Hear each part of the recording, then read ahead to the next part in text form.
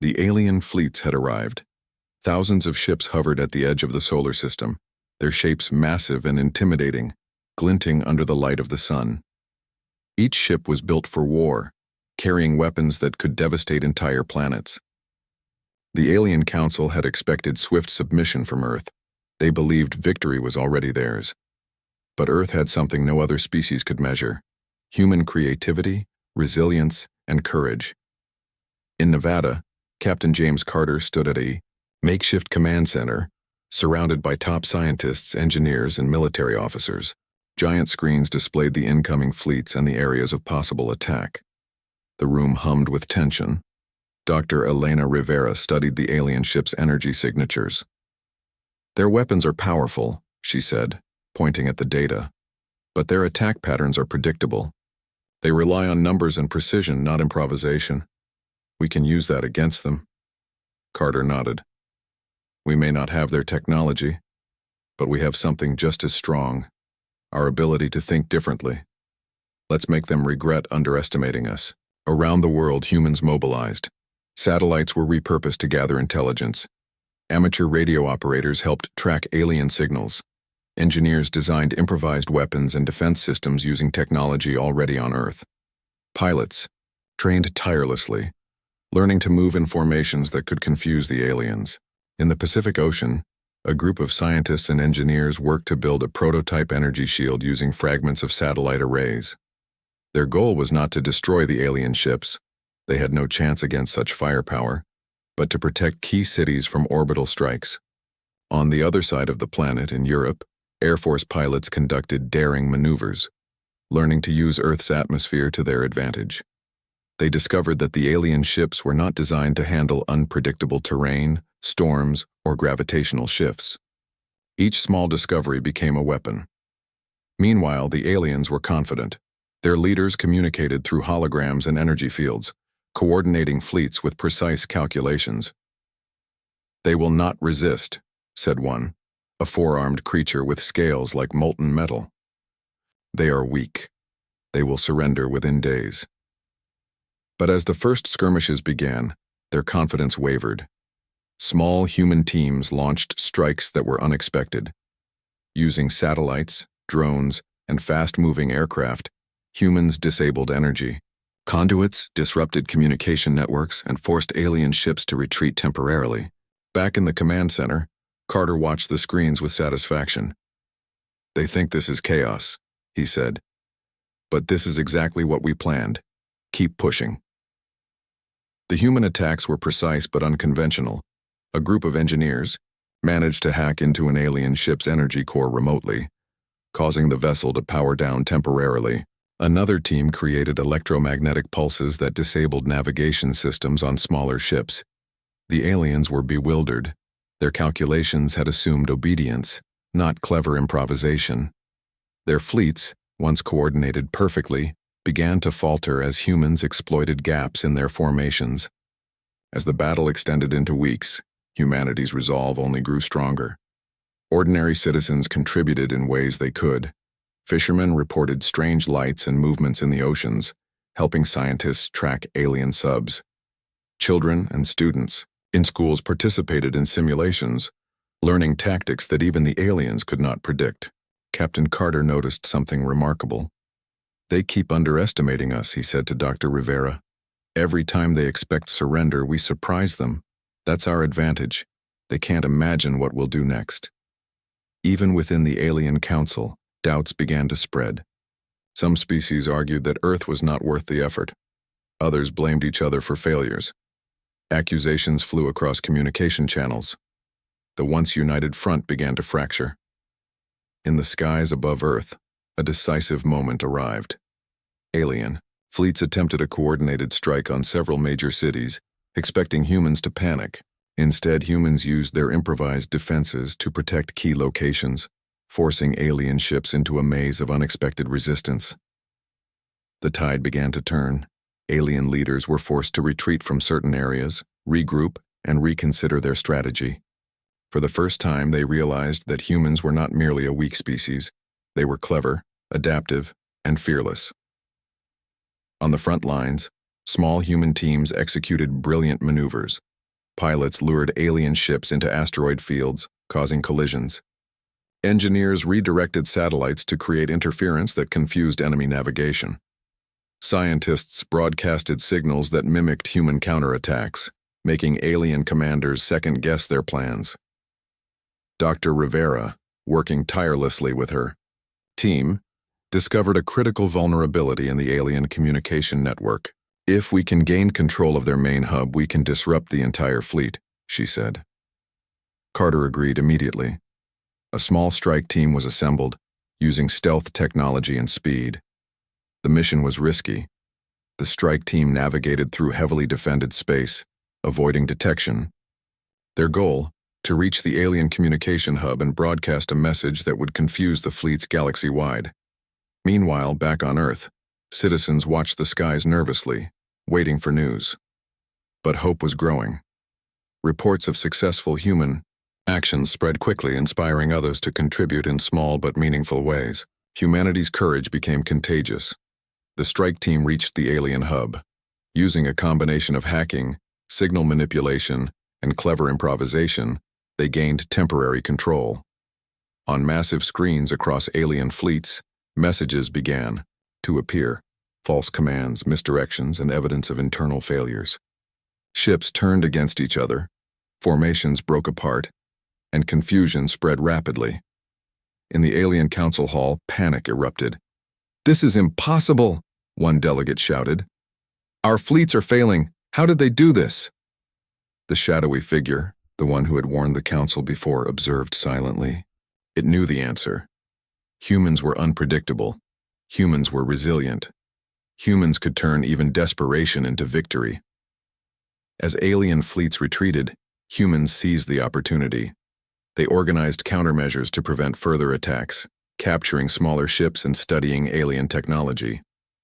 The humans' ingenuity became their most powerful weapon, proving that intelligence, courage, and unity could overcome sheer force.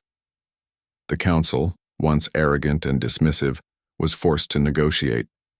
For the first time, humans spoke from a position of strength. Every alien species that had once voted for Earth's enslavement now sought diplomacy. They realized that humans could not only survive, they could dominate the battlefield through strategy, creativity, and determination. Captain Carter addressed the world, his voice broadcast globally. "We have shown that we are not weak. We have shown that we are capable of protecting our planet and our people. Today, humanity has earned its place among the stars, not because we are stronger, but because we are united, clever, and brave." Across the galaxy, news of Earth's resistance spread quickly. Stories of human ingenuity and courage became legends. Species that once underestimated humans now respected them. The blue planet, once seen as a target for enslavement, had rewritten the rules of the galaxy. On Earth, life slowly returned to normal. But the people had changed. They knew they were stronger than they had ever imagined. Children played in parks, schools resumed, and cities thrived. Yet a quiet awareness lingered. Humans had survived the impossible, and the galaxy would never underestimate them again. In the shadows of space, some alien fleets remained wary. They had learned a valuable lesson. No species could predict humans. Their creativity, resilience, and courage made them unpredictable. Any species that thought to dominate Earth would now think twice. Dr. Rivera, standing under a clear night sky, looked up at the stars. "We're just beginning," she said softly. "The galaxy is full of possibilities." Captain Carter, beside her, smiled. "And whatever comes, we'll face it together. That's what makes us strong. That's what makes us human." As Part 2 closes, Earth stands victorious.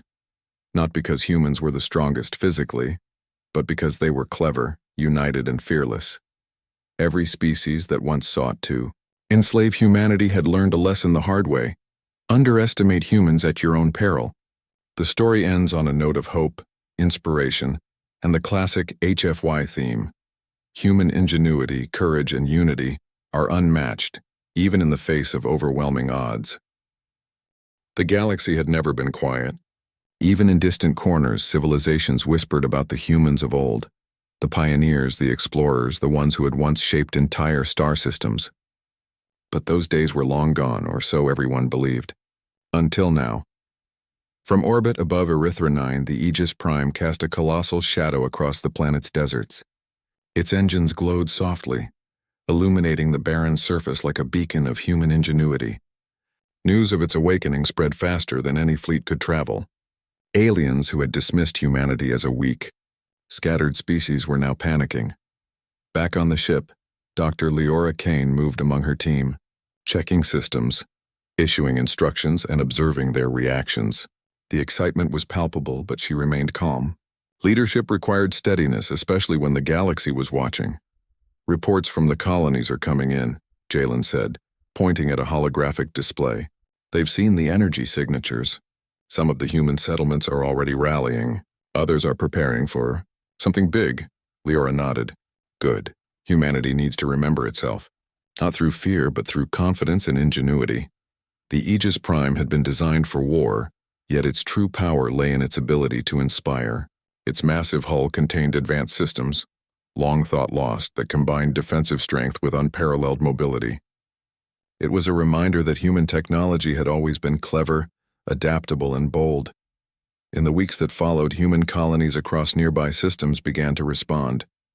Starports were reopened, fleets were reactivated, and engineers dusted off ships that had sat idle for decades. The sight of the Aegis Prime, emerging from centuries of burial, became a rallying symbol. Humans once scattered across the stars were finding unity again, inspired by the courage and vision of their ancestors. Meanwhile, the alien empires were not idle. News of the Aegis Prime sent waves of alarm through their councils. Fleet commanders debated strategies. Some wanted to strike immediately, fearing the humans could grow stronger if left unchecked. Others hesitated, unwilling to risk entire fleets against a single unknown vessel. One of the alien leaders, a tall, four-armed being named Threxil, spoke in a council chamber aboard a massive cruiser. This ship, it is human, he said, his voice trembling slightly. But it is not just a ship. It is a symbol. Their technology, it exceeds what we expected. If we act rashly, we could awaken the humans fully, and then, who knows what they might do. The aliens were right. The humans had learned from centuries of survival, scatterings, and small victories. They were unpredictable, ingenious, courageous. And now, they had a symbol that reminded the galaxy of their potential. Leora stood on the observation deck, watching alien ships gather at the edges of human-controlled space. They're cautious, she said quietly. They don't know what to expect, and that gives us an advantage. Her plan was simple yet audacious. The Aegis Prime would demonstrate human capability without provoking unnecessary conflict. They would show the galaxy that humanity had returned, not as conquerors, but as innovators, explorers, and protectors of their own kind. The first test came sooner than expected.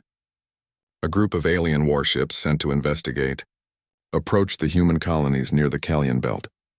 Human scouts detected them quickly, and messages were sent to the Aegis Prime. Prepare a demonstration, Leora ordered. Nothing aggressive. Let them see what humans are capable of without starting a fight. The Aegis Prime moved through space like a shadow, its engines creating a soft glow. It did not fire weapons, but it activated advanced maneuvers, navigating asteroid fields with ease, using its AI to predict and adapt in real time.